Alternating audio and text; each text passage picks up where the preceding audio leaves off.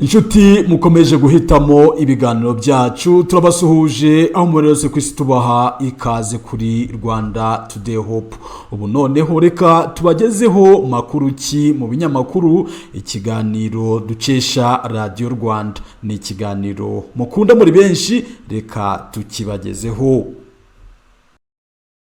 Reka tubasuze mwese kandi tubifurije ibihe byiza muri sanga mu kiganiro cya none makuru cy'ibinyamakuru mwabyumvise mu kirango nkuko bisanzwe. Nitwa Nyirarukundo Xavera, uri kumwe nanjye Jean Daniel Sindayigaye. Reka ikiganiro cya none tugihere ku byanditswe ku Rwanda, by'umwihariko muri iyi nkuru y'igihe igira iti Perezida Macron yaratiye isi imikorere y'inzego z'ubuzima z'u Rwanda. Yabigarutseho mu muhango wo gufungura ku mugaragaro ikigo cy'icyitegererezo cy'amahugurwa y'abakora mu rwego rw'ubuzima cy'ishami ry'umuryango w'abibumbye ryita ku buzima OMS cyafunguwe i Lyon mu Bufaransa ku wa kabiri w'iki cyumweru. Muri uwo muhango witabiriwe n'abanyacyubahiro batandukanye barimo n'umuyobozi mukuru wa OMS Dr Tedros Adhanom Ghebreyesus. Perezida Macron yavuze ko ibyo kwigisha abaganga mu nzego zitandukanye z'ubuvuzi bitatanga umusaruro mu gihe cyose inzego z'ubuvuzi bw'ibanze zaba zitavuguruwe ngo zihabwe imbaraga.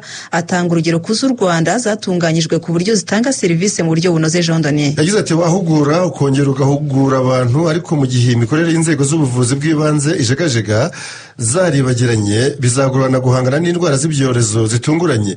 Mwarabibonye mu gihe cya COVID-19. Ndashaka kongera kubereka akamaro kabyo kandi nkabibutsa ko biri mu ntego z'ibanze muri politiki yacu. Perezida Macron yagaragaje ko u Rwanda rwafashe umwanya wo gukora ishoramari ry'igihe kirekire mu kunoza ubuvuzi kandi ko byatanze umusaruro. Hatiki Jean Daniel ati urugero u Rwanda ruyobowe na Perezida Paul Kagame rurabigaragaza. Rwakoze ishoramari ry'igihe kirambye hagamijwe kuvugurura no gukomeza inzego z'ubuvuzi bw'ibanze, none biragaragara uko bigenda iyo bigeze ku gukingira abantu benshi icyarimwe. Ubona akamaro k'ishoramari nk'iri. Perezida Paul Kagame nawe witabiriye umuhango wo gufungura icyo kigo cy'icyitegererezo cya OMS mu buryo bw'ikoranabuhanga. We yashimangiye ko iki ari cyo gihe ngo ibihugu byimakaza iterambere mu bumenyi n'ikoranabuhanga hagamijwe gutanga amahugurwa agezweho ku bakora kwa muganga, hagamijwe kandi guhangana n'ibyo bibazo. Ati mu Rwanda twihaye intego yo gukubaka n'umubare w'abakora kwa muganga mu myaka iri imbere. Ishuri rya OMS rizadufasha kugera kuri uwo muhigo twihaye, ndetse twiteguye kuribyaza umusaruro mu buryo bwose bushoboka. Umukuru w'igihugu cy'u Rwanda yanavuze ko iki kigo cy'icyitegererezo cya OMS kizanafasha u Rwanda kugeza ku baturage barwo serivisi z'ubuzima zinoze, kandi ko kizafasha mu kurushaho kubaka ubufatanye, aho abanyarwanda by'umwihariko abakora kwa muganga bashobora kubona ubumenyi mu nzego z'ingenzi nko mu ikoranabuhanga ryifashishwa mu guteza imbere ubuvuzi. Ibinyamakuru n'ibitangazamakuru binyuranye birimo France 24, RFI, Le Monde, France Info ndetse n'ibindi bikandika ko icyo kigo cy'amahugurwa cya OMS kizajya gihugura buri mwaka abakora mu rwego rw'ubuzima bagera mu 16,000 barimo abakora kwa muganga bo mu nzego zifata ibyemezo mu bihugu bitandukanye n'abakozi ba OMS. Ayo masomo kandi azajya atangwa mu buryo bwombi cyangwa se bubiri, ni ukuvuga imbonankubone cyangwa se agatangirwa ku ikoranabuhanga. Akasavera tutarava muri uwo mujyi w'iby'ubuzima, reka twerekeza amaso mu mvaho nshya mu nkuru igira iti Minisitiri w'ubuzima Dr Sabin Nsanzimana yahishuye ko u Rwanda rufite ibyuma bipima kanseri y'urwungano ngogozi ku buryo imenyekana mbere y'imyaka 5 mbere y'uko umuntu amenya ko ayifite. Minisitiri w'ubuzima yavuze ko izo ndwara za kanseri zifata urwungano ngogozi kuva mu kanwa kugera aho ibyo abantu barya n'ibyo banywa bisohokera muri iki gihe ngo zikomeje kwiyongera, ari nayo mpamvu hashyirwa imbaraga mu kuzikumira no kuzirwanya hakiri kare. Yagize ati ibyo abantu banywa n'ibyo barya byangiza inzira y'ibiryo, cyane cyane niho haziramo za kanseri zo mu kanwa, zo mu gifu, kanseri z'amara, zikaba ari nazo ziza ku mwanya wa 3 muri kanseri zikunda kwibasira abantu mu bihugu bitandukanye. Kuri kanseri z'urwungano ngogozi, Minisitiri w'ubuzima yavuze ko zituruka ku kwangirika kw'inzira y'ibiryo, cyane cyane ikiyangiza kikaba ngo ari inzoga n'isukari. Ati inzira zinyuramo ibiryo zangizwa hanini n'inzoga n'isukari nyinshi abantu banywa, ikagenda ikoboraho hose. Ibintu abantu barya birimo umunyu mwinshi ndetse n'ibindi. Iyo nzira rero hicamo ibintu byinshi bihindura uturemangingo twinshi, hakaziramo n'indwara. Yavuze kandi ko hari kanseri zishobora kwirindwa mu gihe zisuzumwe hakiri kare. Atanga urugero rwa kanseri y'amara, aho hari icyuma kibasha gusuzuma iyo ndwara ku buryo yamenyekana ko izafata umuntu mu myaka 5 mbere y'uko imufata. Ati icyo cyuma kizwi nka endoscopy gishobora kubona utubyimba dutangiye kuza mu rura tukavanwaho, twakurwaho ukaba yitindijeho indi myaka 5. Yagiriye inama abantu barengeje imyaka 40 na 50 kuzamura ko bakwiye gukora ikizamini buri gihe kugira ngo igihe ibyo bibyimba bigaragaye bikurweho bitinzwe gufata uwo muntu cyangwa se bikurweho hakiri kare. Yavuze ko kanseri y'urwungano ngogozi ubuvuzi iri muri kanseri umuntu ashobora kwirinda kuko iboneka hakiri kare. Reka duhindure inyigo jondone. Ibinyamakuru n'ibitangazamakuru binyuranye byagarutse ku nama yasubitswe ku munota wa nyuma yagombaga guhuriza i Rwanda muri Angola abakuru b'ibihugu bitatu, Paul Kagame w'u Rwanda, Felix Tshisekedi wa Kongo Kinshasa ndetse na Joao Lourenço wa Angola. Iyi nama yari iteganijwe ku cyumweru gishize igamije gushakira umuti ikibazo cy'umutekano muke mu burasirazuba bwa Repubulika Iharanira Demokarasi ya Kongo. Mu gitangazamakuru France 24 batisubikwa ry'inama y'amahoro i Rwanda hagati y'u Rwanda na Kongo Kinshasa. Muri Jeune Afrique naho bati inama ya Rwanda hagati ya Perezida Kagame na Tshisekedi yarasubitswe. Muri Afrique.com ho bati u Rwanda rwasobanuye impamvu rutabonetse mu nama ya Rwanda. Mu gitangazamakuru Igihe.com naho bati u Rwanda rwavuze ku myitwarire ya Kongo Kinshasa yatumye inama yari guhuza Perezida Paul Kagame na Perezida Tshisekedi isubikwa. Ibi binyamakuru n'ibitangazamakuru bikaba byaranditse ko Minisiteri y'Ububanyi n'Amahanga n'Ubutwererane y'u Rwanda yatangaje ko ibiganiro byagombaga guhuza abakuru b'ibihugu by'u Rwanda na Repubulika Iharanira Demokarasi ya Kongo byasubitswe kuko iki gihugu cya Kongo Kinshasa cyanze kuganira ku buryo butaziguye n'abarwanyi ba M23 mu rwego rwo gushakira igisubizo kirambye intambara imaze igihe mu burasirazuba bw'icyo gihugu cya Kongo Kinshasa. Iyo nama y'abakuru b'ibihugu bitatu w'u Rwanda, wa Kongo Kinshasa n'u Angola nk'umuhuza yagombaga kuba ku cyumweru gishize tariki 15 z'uku kwezi kwa 12, ariko mbere yayo kuwa gatandatu tariki 14 Ukuboza hari habanje inama ya karindwi yo ku rwego rwa ba minisitiri yahuje intumwa z'u Rwanda n'iza Kongo Kinshasa bashakiraga hamwe icyazana amahoro mu burasirazuba bwa Kongo n'ubundi. Itangazo ryasohowe ku cyumweru na Minisiteri y'Ububanyi n'Amahanga n'Ubutwererane y'u Rwanda cyagaragaje ko mu nama yahuje abaminisitiri kuwa gatandatu ushize Repubulika Iharanira Demokarasi ya Kongo yanze kugirana ibiganiro mu buryo butaziguye n'umutwe wa M23 uharanira nyine uburenganzira bw'abanyekongo cyane cyane abavuga ururimi rw'Ikinyarwanda. Rikagira riti iyi nama ntiyari kugera ku masezerano by'umwihariko ku byerekeye ibibazo biterwa n'abayobozi ba Kongo barimo Perezida Tshisekedi ushaka gukuraho ubuyobozi bw'u Rwanda binyuze mu bufatanye bw'ingabo z'igihugu cye FARDC n'abacancuro b'i Burayi, ingabo z'u Burundi, Wazalendo na FDLR. Hagombaga rero gufatwa imyanzuro ikomeye yo gukemura ikibazo cya FDLR hakarikwa imikino igenda igikikira. Iryo tangazo kandi ryakomeje rigira riti gusubika iyi nama biha umwanya ibiganiro na M23 byasabwe n'umuhuza ariwe Perezida wa Angola Joao Lourenço hamwe na Uhuru Kenyatta wabaye Perezida wa Kenya. Leta ya Kongo Kinshasa yari yaremeye kuganira na M23 n'indi mitwe yitwaje intwari ikorera muri Kongo, ariko hashingiwe ku murongo watanzwe n'abakuru b'ibihugu byo mu muryango wa Afurika y'Iburasirazuba ubwo bahuriraga i Nairobi muri Kenya muri 2022. Ariko ku munota wa nyuma habura amasaha make ngo iyo nama y'u Rwanda ibe, Kongo Kinshasa yaje kwisubiraho ivuga ko idashobora kuganira na M23. Akisavera ndetse na nyuma gato y'uko inama y'u Rwanda isubitswe, ibiro bya Perezida wa Repubulika Iharanira Demokarasi ya Kongo byahise bitangaza ko iyo nama yasubitswe kubera ko u Rwanda rwazamuye ingingo itunguranye yo kuganira ku buryo butaziguye na M23. Ni ibintu ariko nanone byahise byamaganirwa kure na Minisitiri w'Ububanyi n'Amahanga w'u Rwanda Olivier Nduhungirehe wagaragaje ko ibyatangajwe n'iki gihugu ari ibinyoma byambaye ubusa kandi ko kuri kwabyo kwigaragaza jondone. Abinyujije ku rubuga rwa X uru rwahoze ari urwa Twitter, Minisitiri Nduhungirehe yagaragaje ko ikibazo cya M23 cyatangiye kuganirwaho mu biganiro bya Rwanda kitazamuwe n'u Rwanda, ahubwo ko byatangijwe n'umuhuza ariwe Angola wari wateguye imbanziriza mushinga y'amasezerano y'amahoro akayagaragariza abakuru b'ibihugu by'u Rwanda na Kongo Kinshasa tariki 11 na 12 mu kwezi kwa 8 uyu mwaka. Ibi ngo byakurikiwe n'uko umuhuza muri ibyo biganiro ariwe Angola yatumiye itsinda ry'abo muri M23 hagati ya 31 Kanama na tariki 3 Nzeri uyu mwaka i Rwanda, ryitaba riyobowe n'umunyamabanga mukuru wayo Benjamin Mbonimpa asobanura mu buryo burambuye impamvu za politiki zatumye begura intwaro. Minisitiri Nduhungirehe ati Kongo Kinshasa nikomeza gutsimbarara dufite ingamba z'ubwirinzi kandi zizagumaho kugeza igihe Kongo izumvira ko amahoro ariyo meza kurusha imvugo y'intambara. Kigaruka kuri iyi nkuru, igitangazamakuru Umuseke cyo cyateriye kigira kiti Joao Lourenço habona ati subikwa ry'ibiganiro hagati ya Kagame na Tshisekedi. Uwanditse inkuru yo mu Umuseke avuga ko Perezida wa Angola akaba n'umuhuza wagenwe n'umuryango wa Afurika yunze ubumwe hagati y'u Rwanda na Kongo Kinshasa yatangaje ko ateye impungenge no kuba u Rwanda na Kongo Kinshasa batarumvikanye ku ngingo y'uko umutwe wa M23 wajya mu biganiro na leta ya Kongo Kinshasa. Icyakora Perezida Lourenço agashima intambwe imaze guterwa harimo n'ibijyanye n'agahenge, gahunda yo gusenya umutwe wa FDLR ndetse n'ibijyanye n'umushinga wo gushyira ibintu mu buryo burambye. Akisavera reka twongere duhindure ingingo. Urugereko rw'ubujurire mu rukiko rwa rubanda rw'i Paris mu Bufaransa kuwa kabiri w'iki cyumweru rwashimangiye igifungo cya burundu cyakatiwe umunyarwanda Hategekimana Philippe Manier mu kwezi kwa gatandatu 2023 nyuma yo kumuhamya ibyaha bya jenoside yakorewe abatutsi n'ibyibasiye inyokomuntu. Mu Rwanda 9 kane inkuru yasamiwe hejuru n'ibinyamakuru n'ibitangazamakuru binyuranye birimo nka Africa News, BBC News Africa, RFI, Le Monde, The New Times Times, Imvaho Nshya, Igihe, Kigali Today n'ibindi umuntu atarondora ngo abimareyo, aho byandika ko Hategekimana Philippe alias Biguma wabaye umujandarume Nyanza mu majyepfo y'u Rwanda mu gihe cya Jenoside yakorewe Abatutsi, n'ubundi iki gihano cy'igifungo cya burundu cyashimangiwe mu bujurire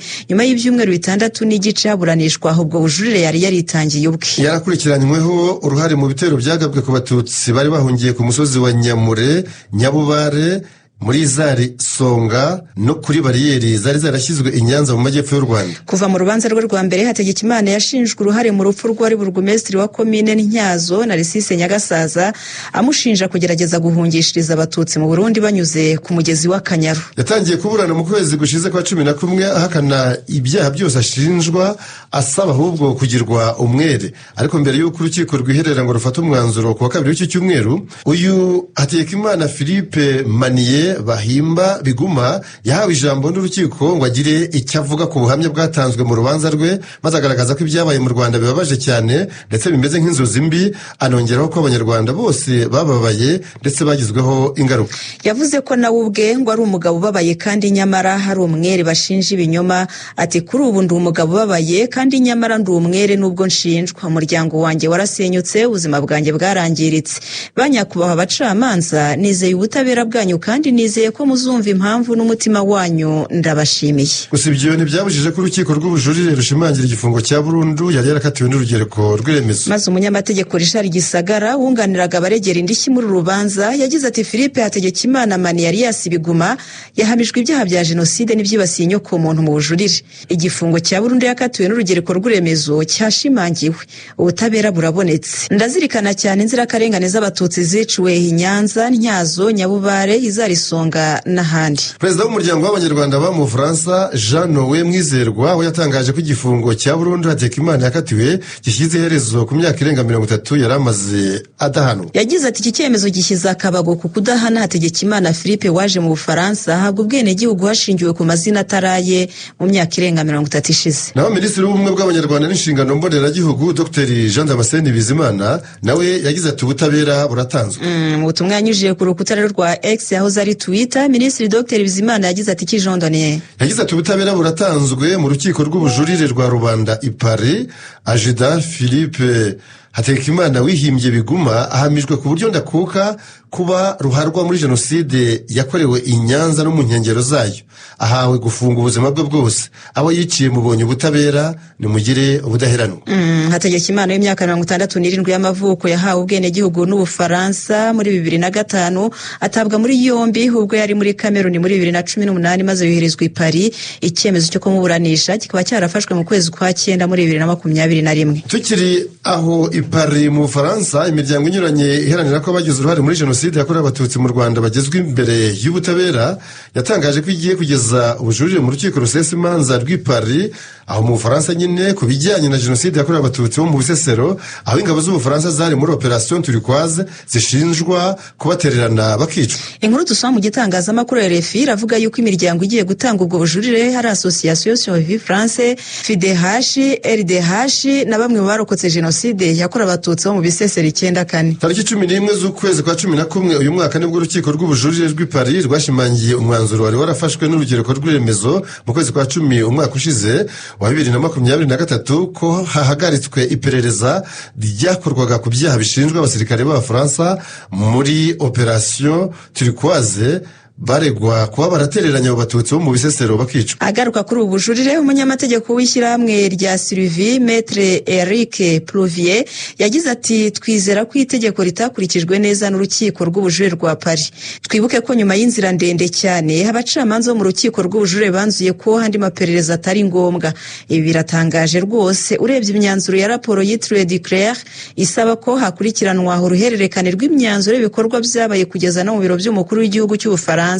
None urukiko rukaba rushyigikiye ko iyo nzira nta kimaze. Imiryango ya Survivre France, Ibuka, FIDH na batandatu mu barokotse Jenoside yakorewe Abatutsi bo mu Bisesero bashinja ingabo z'Ubufaransa zari ziri muri Operation Turquoise ndetse n'igihugu cy'Ubufaransa ubwacyo kuba abafatanyacyaha. Babashinja kandi kuba baratereranye inkana mu gihe cy'iminsi 3 Abatutsi b'abasivile bari barahungiye ku misozi ya Bisesero mu burengerazuba bw'u Rwanda. Nyuma yo kubatererana, interahamwe zabirayemo zirabica hagati ya tariki tariki 27 z'ukwezi kwa gatandatu mu 1994. Tutaratandukira cyane ingingo ya jenoside yakorewe abatutsi mu Rwanda, Jean Daniel twerekeza amaso mu mvaho nshya ku nkuru igira iti abakuru b'imidugudu ntimubembekereza abatoteza barokotse jenoside. Byavuzwe na Minisitiri w'Ubutegetsi bw'Igihugu Dr Patrice Mugenzi abibwira abayobozi bose b'imidugudu mu karere ka Nyagatare ubwo yahuraga nabo muri iki cyumweru hamwe n'inzego z'umutekano n'inzego bwite za leta muri ako karere. Yabasabye kuba amaso bakagaragaza hakiri kare ababa bagifite ingengabitekerezo ya jenoside batoteza barokotse jenoside yakorewe abatutsi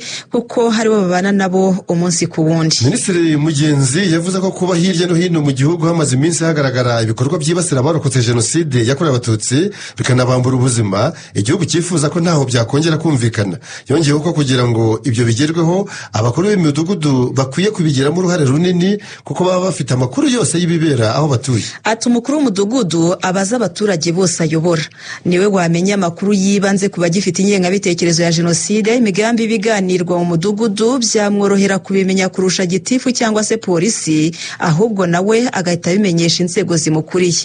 Ikindi nuko nawe aza amakuru yose ku warokotse jenoside hotuye mu mudugudu we, ari nawe agezaho ibibazo by'ababa bamutoteza ku buryo akwiye kumutega amatwi. Minisitiri w'Ubutegetsi bw'Igihugu Patrice Mugenzi yongeyeho ati umukuru w'umudugudu si umunzi wo kwitambika mu bibazo by'abagaragaweho n'ingengabitekerezo ya jenoside.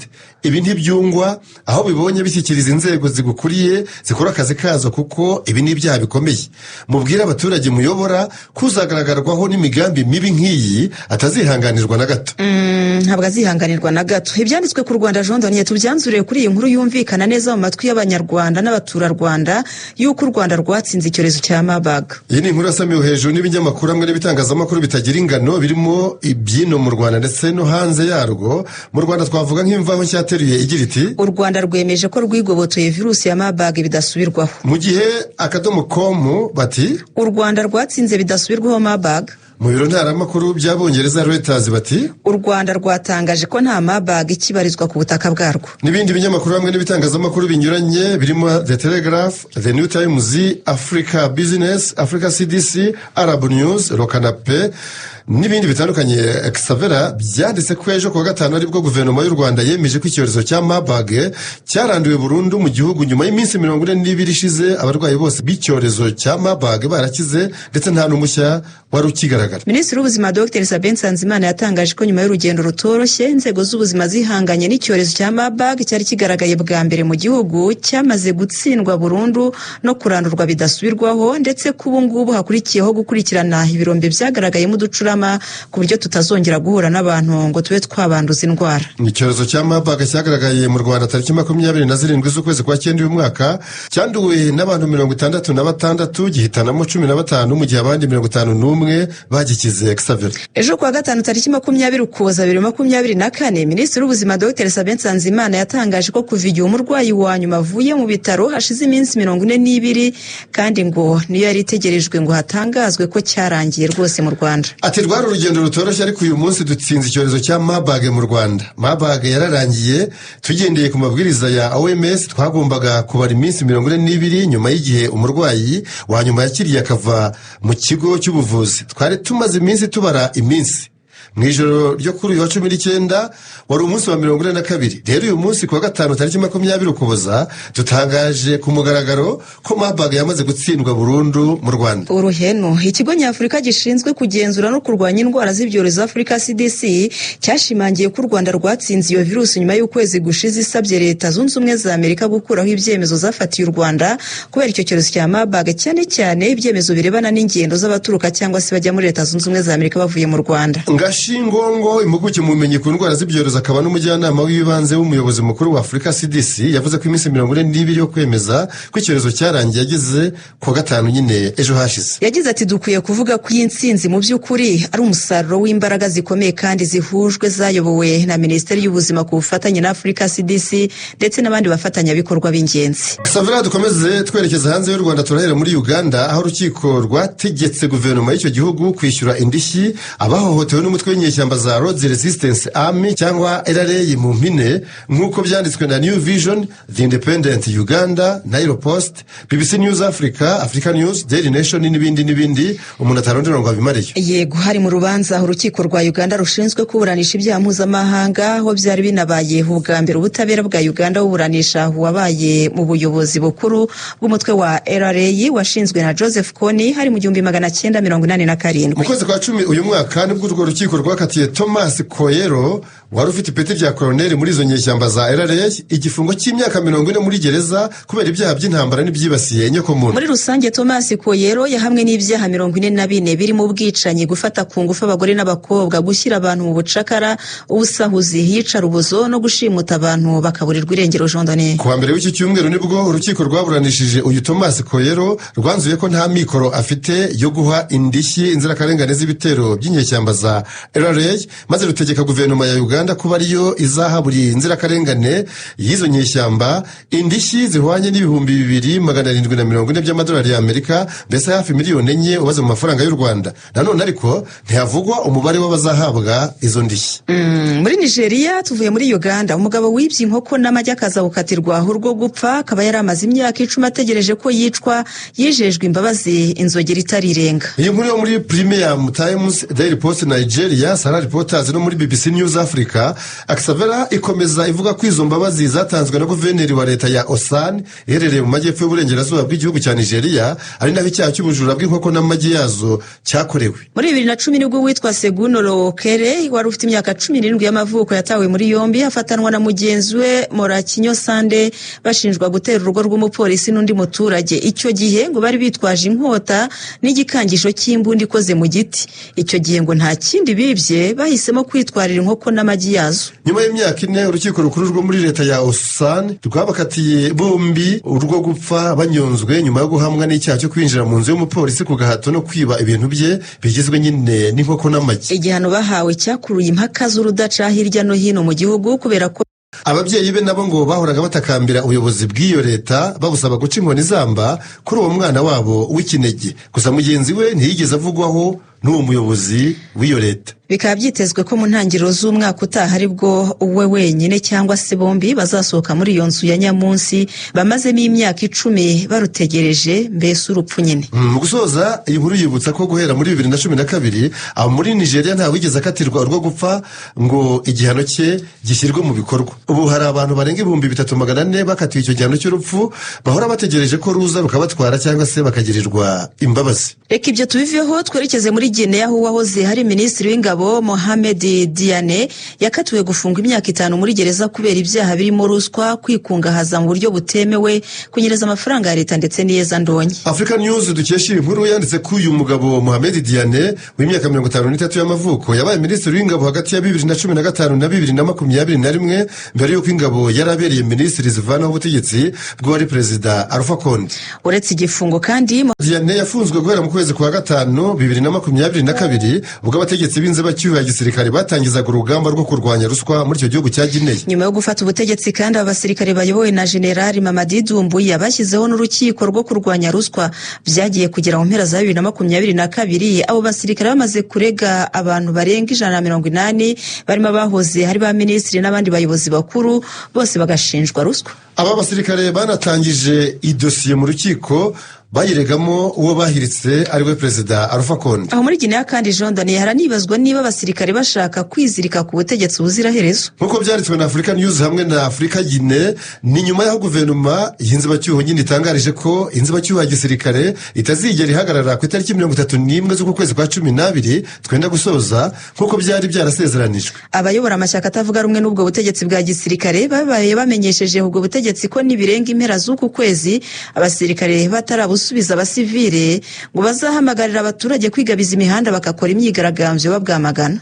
Duhindura ingingo twerekeza mu gihugu cya Chad. Xavera ejo kwa 5 inkuru yari yamaze kuba kimomo ku icyo gihugu cya Chad cyasabye ingabo z'Ubufaransa kuba zavuye aho muri Chad bitarenze impera z'ukwezi kwa mbere ku mwaka utaha 2025. Iyi nkuru ya RFI, Le Monde na France 24 yatangiye ivuga yuko ishyamba rikomeje kutaba ryero hagati y'ibyo bihugu byombi nyuma y'ibyumweru bitatu guverinoma ya Chad hitangaje iseswa ry'amasezerano y'ubufatanye mu bya gisirikare yari ifitanye n'Ubufaransa bwayikolonije kugeza ku bwigenge bwayo mu 1960. Mu gusesa amasezerano, guverinoma ya Perezida Mahamat Idriss Deby yasobanuye ko Chad imaze gukura ku buryo buhagije kandi ngo ikaba igomba kwirindira ubusugire n'ubutavogerwa bwayo. Chad nicyo gihugu cya nyuma cyo mu gace ka Sahel cyari kigisigayemo abasirikare b'Ubufaransa. Hagati aho ubutegetsi bw'i Paris nabwo bwatangaje ko hari ibiganiro biri gukorwa hagati y'impande zombi kugira ngo harebwe uburyo icyifuzo cya Chad cyazaba cyamaze kubahirizwa mbere y'itariki 31 z'ukwezi gutaha kwa mbere. Mbese abasirikare bose b'Ubufaransa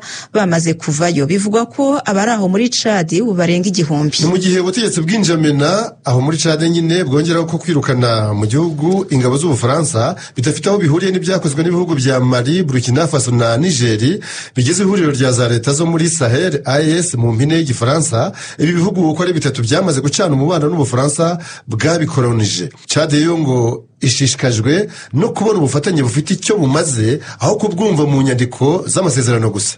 Ubwo kandi dukomoje ku ihuriro rya AES mu mpera z'icyumweru gishize ryatangaje ko nta kwisubiraho ku cyemezo ryafashe cyo kuva mu muryango wa CEDEAO uharanira ubukungu bw'ibihugu bya Afurika y'Uburengerazuba nk'uko byanditswe na Jeune Afrique, African News, Vanguard, The Herald, Le Soir, The Punch ndetse na TV5 Monde. Nubwo ibindi bihugu 12 bisigaye muri CEDEAO bigerageza kumvisha ibigize AES ari byo Burkina Faso, Mali na Niger, byanamaze kwemera ko ahasigaye ibyo bihugu uko ari bitatu ngo byakora ugushaka kwabyo.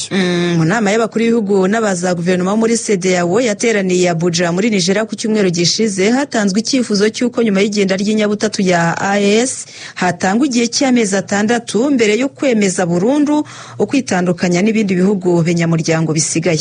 Omar Toure ukuriye komisiyo y'umuryango wa CEDEAO yatangaje ko ibyo bihugu bitatu bihawe igihe cy'inzibacyuho cyo kongera kubitekerezaho neza uhereye tariki 29 z'ukwezi kwa mbere umwaka utaha ukageza tariki 29 z'ukwa karindwi muri uwo mwaka. Hagati aho ngo muri icyo gihe cyose imiryango ya CEDEAO izaba igifunguriwe. Ibyo bihugu bitatu byamaze kuvuga ko nta gusubira inyuma, ko mu mpera z'ukwezi gutaha kwa mbere bizaba bitakibarizwa muri uwo muryango wa CEDEAO. Nabyo byari byatanze umwaka umwe wo kumenyesha CEDEAO ibyo gatanye. Hari hagiye gushira umwaka Jondaniye hageragezwa gukorwa ubuhuza bwo kugarura Burkina Faso, Mali na Niger muri CEDEAO, ariko ngo iyo mihati nta kintu gifatika yigize igeraho cyangwa se cyayivuyemo.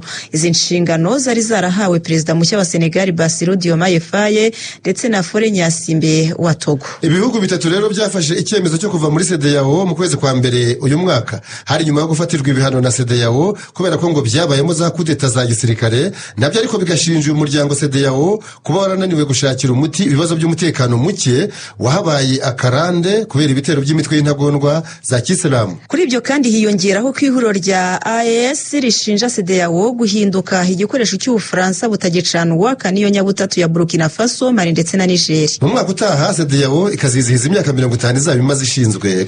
Igenda kandi y'inyabutatu ya AES siyo ngingo yonyine yasuzumiwe muri iyo nama ya CEDEAO kubera ko abakuru b'ibihugu n'abaza guverinoma bemeje ishyirwaho ry'urukiko rwihariye rwo kuburanisha ibyaha byakozwe n'uwahoze ari perezida wa Gambia Yahya Jammeh.